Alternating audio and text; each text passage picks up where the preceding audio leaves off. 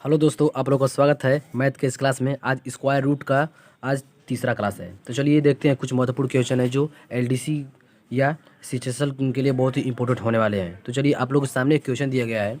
√7 √7 √7 plus √7 dot dot dot infinite तक दिया, मतलब इसमें प्लस और माइनस का कोई भी चिन्ह नहीं दिया है। इसीलिए इस क्वेश्चन को हम लोग देखेंगे।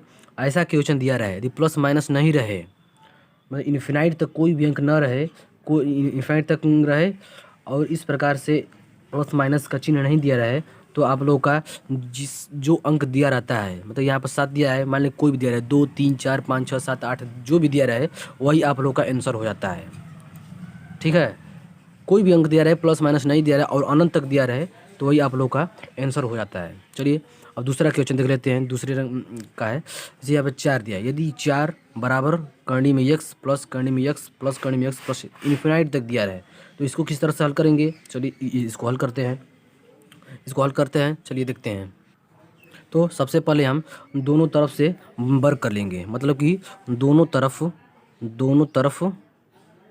वर्ग करेंगे, दोनों तरफ वर्ग करने पर। ठीक है, समझिएगा ध्यान से, ये क्वेश्चन बहुत ही इंपॉर्टेंट है।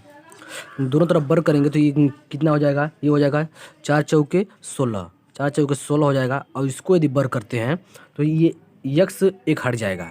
इसको यदि हम लोग वर्ग करेंगे तो यक्स एक हट जाएगा तो कितना होगा, x plus root under x. लेकिन ये रूट अंडर, ये वाला रूट अंडर, ये वाला रूट अंडर रहेगा क्योंकि ये इन्फिनाइट तक है तो वर्ग करने से कोई मतलब नहीं रहता है। लेकिन हम लोग वर्ग कर कर इसको हल करेंगे। दिया है प्लस इन्फिनाइट तक अनंत तक रहेगा। तो देखते हैं कि वर्ग करने पर कोई फ़र्क नहीं पड़ता है। तो देख लेते हैं कि इसका मान कर्णी में एक्स प्लस इन्फिनाइट तक क्या है। इसका मान हम लोग देख लेते हैं कितना है। तो यहाँ पर दिया गया इसका मान 4 है, 4 है। ठीक है, तो हम 4 यहाँ पर रख लेंगे। तो 16 प्लस यक्स, 16 बराबर है, 16 इक्वल टू यक्स प्लस 4। तो ये अचर है तो इसको इधर लाएंगे तो यक्स बराबर हो जाएगा 16 में से 4 जाएगा, कितना होगा 12। तो यक्स का आप लोग का मान 12 हो जाएगा। ठीक है, तो चलिए तीसरा क्वेश्चन देख लेते हैं। तीसरा क्वेश्चन में दिया गया है, निम्नलिखित में से सबसे बड़ी संख्या कौन है। मतलब कि ये 4 संख्याएं दी गई हैं, इनमें से हम लोग को बड़ी संख्या ज्ञात करना है। तो बड़ी संख्या ज्ञात करते हैं, चलिए ज्ञात करते हैं। ये हो गया, ये वर्गमूल दिया है तो करनी में 2, तो इसको हम लोग किस प्रकार लिखेंगे, 2 के पावर 1/2। ठीक है, फिर इसको लिखेंगे 3 1/3।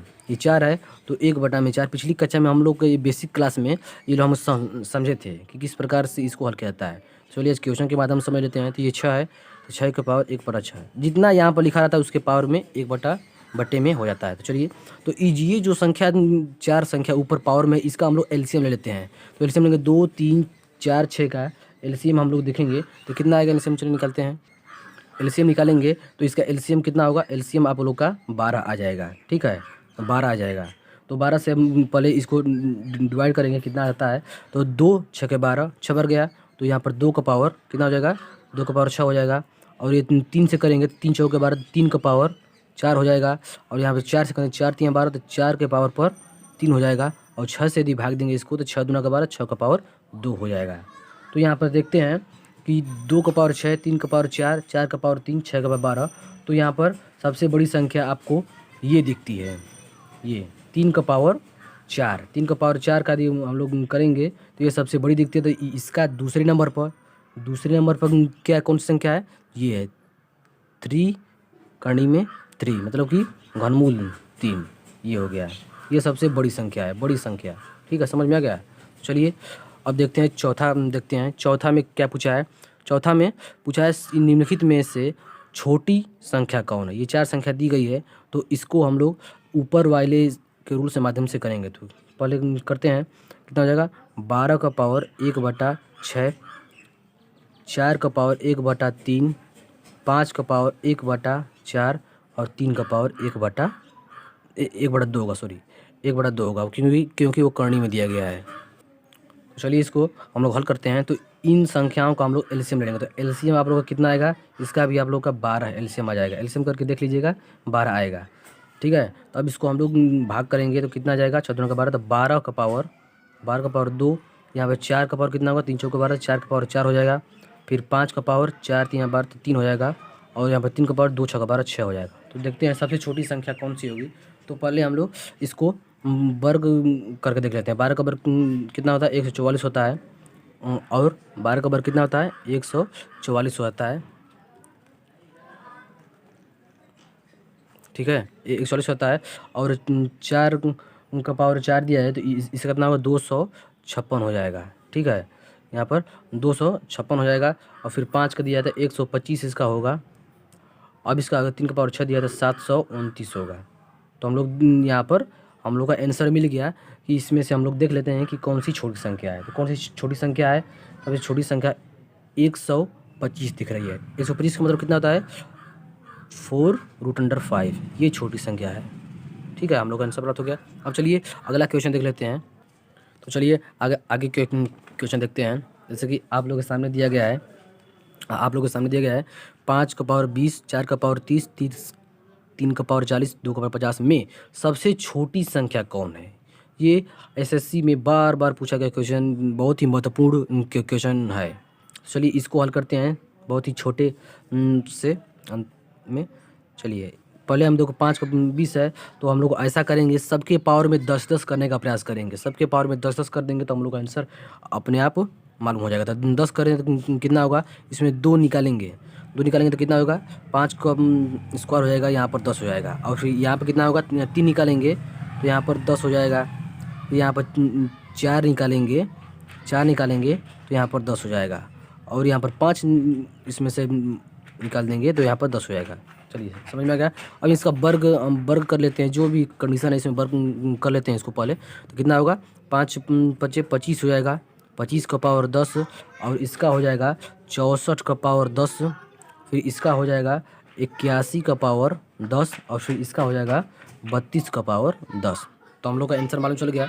सबसे इसमें छोटी संख्या कौन है, सबसे इसमें छोटी छोटी संख्या है 25 है। तो छोटी संख्या पूछ रहा है, तो छोटी संख्या क्या हो जाएगा, 5 का पावर 20। ये आप लोग का आंसर है। ठीक है, चलिए नेक्स्ट देख लेते हैं। क्वेश्चन दिया गया है 3 का पावर 51 प्लस 3 का पावर 52 प्लस 3 का पावर 53 प्लस 3 का 54 निम्नलिखित में से किस संख्या से विभाज्य है। तो हम लोग को संख्या ज्ञात करना है। ये भी एसएससी में बार बार क्वेश्चन पूछा गया है। तो चलिए इसको हल करते हैं। तो इसमें पहला स्टेप है, ये इसमें 3 का पावर 51 हम लोग कॉमन कर लेंगे। सब में है 3 का पावर 51, तो 3 का पावर 51 कॉमन कर लेंगे तो यहाँ पर क्या हो जाएगा, यहाँ पर हो जाएगा, यहाँ पर 1 हो जाएगा, यहाँ पर 1 बचेगा तो 3 का पावर 1 बचेगा तो 3 हो जाएगा। और यहाँ पर 2 बचेगा तो 9 हो जाएगा।